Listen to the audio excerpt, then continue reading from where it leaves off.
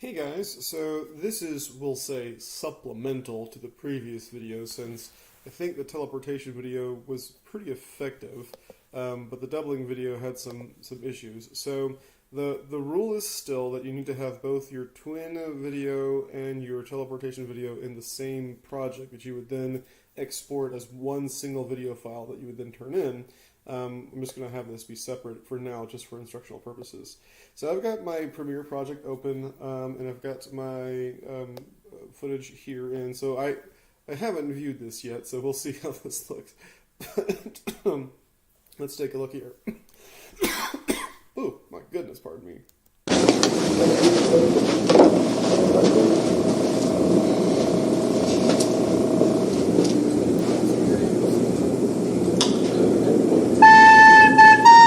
Okay, so I'm going to go ahead and just sort of start it here. I'll just cue that up and ripple delete. Alright, so I'll go ahead and just go to the end here. I know that little walkie-talkie sound in the background wasn't the best, but that's okay.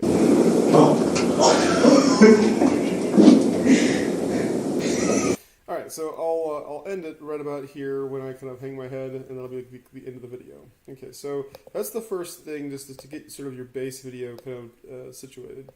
And then I'll kind of come over this way. Further, I'm going to see if I can't grab us a bit.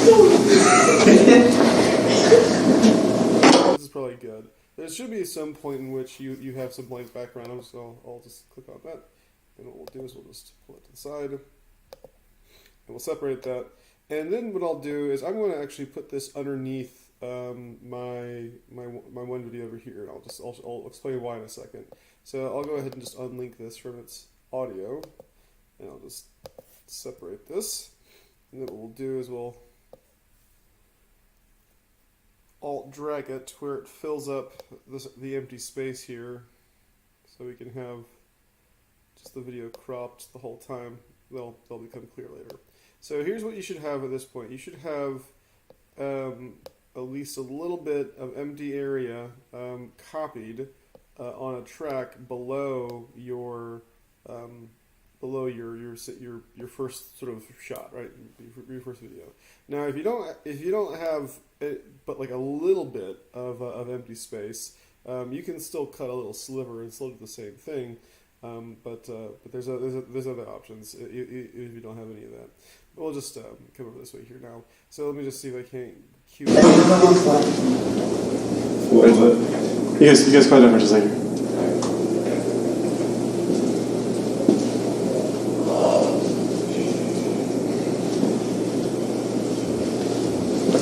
Alright, so I'll just have this start maybe right about here.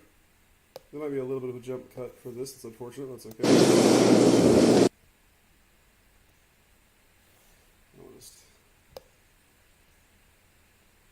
start that here. So this next video will start right here. Dude, knock it off. Right.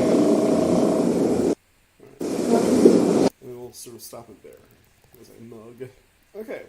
So what we'll do is we'll have this, once again I'll raise this up, so this will be like 3 up, and I'll pull the audio down for my second video file. Just want everything on different tracks. And we'll put this, so right here, so on video 1, the V1 track, I've got my blank background here. Right? On video 3, I've got this, we'll call it the sort of base file, that's the sort of principal file. And then beneath that, on video 2, I'll have my other video here. And so, since they're supposed to end at the same time, I'll cue it up to the very end here. Now, at this point, we can't see anything of video 2. We can hear it, but Dude. Right, so I'll probably have to pull that in just a little bit closer. And you can always take a look at the moment when you react, and you can take a look at your sound clips down here. And a good way of viewing that better is just double clicking the little area on the left here, where you see all your track names and your different options here. Just double click on that and you can kind of see where all that's at. So Knock it off. so this is where I say do this little spike here, and then right here is where I think I come in to do. So I can just have that. Let's see here. All right, so let me just pull that forward a little bit, or towards the beginning. This is where you want to cue everything up.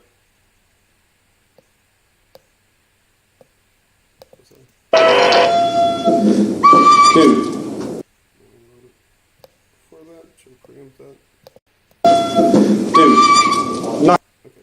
All right, and so I'll just even everything out here. So that's first and foremost. You want to get everything evened out and starting and stopping at the same time. All right, so now let's add our effect.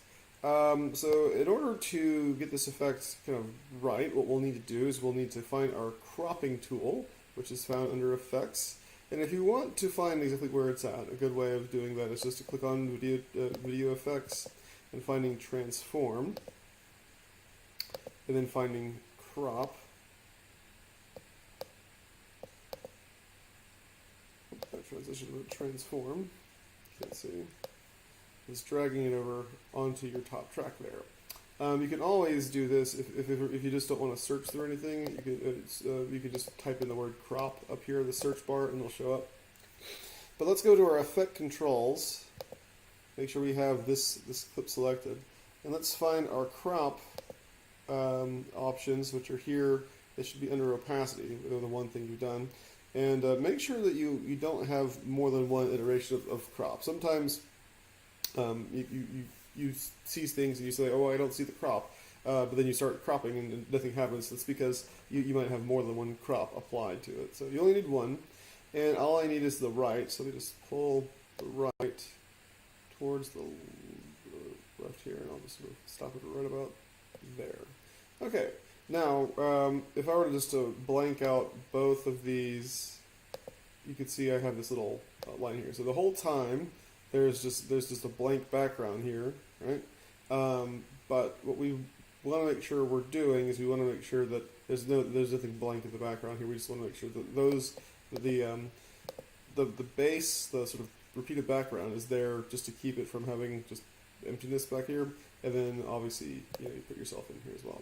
So let's see if I can't see how this looks.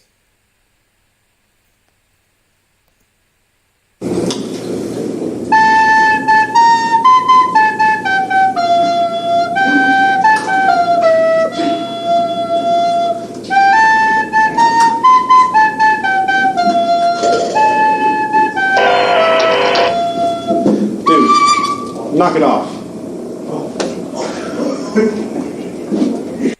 Alright, and so that's about what you're looking for, like sort of the interaction between the two, and then obviously timing it to where it looks like it's sort of natural. Now, I want to say, if I can just deselect all this, there's a bit of a line. If I were to kind of make this just a little bit bigger here and kind of point out one little spot. Whenever you're in front of the camera and it's on its auto setting, right, which is the switch in the back, it tends to sort of affect the lighting based on what it's focused on. So in this first one, I was over in this direction, and it was sort of taking information from the lights that were shining on me here, whereas over here the lighting situation was just slightly different, not egregiously so, but just different enough to where a little line appeared separating the two halves here.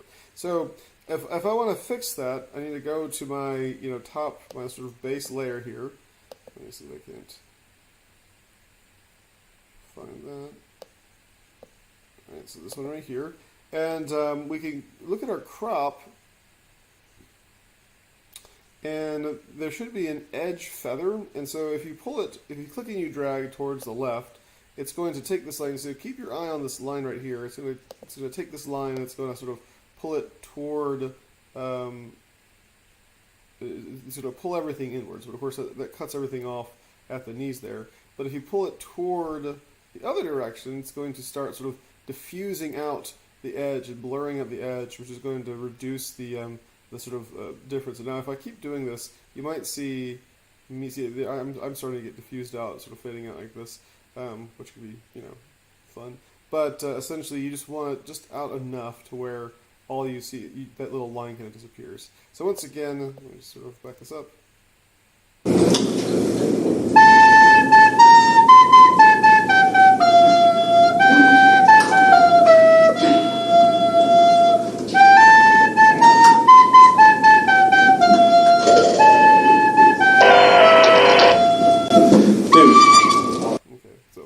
Sort of lagging a little bit here just because of how big this is and the sort of effects that have been placed on it, but that's okay.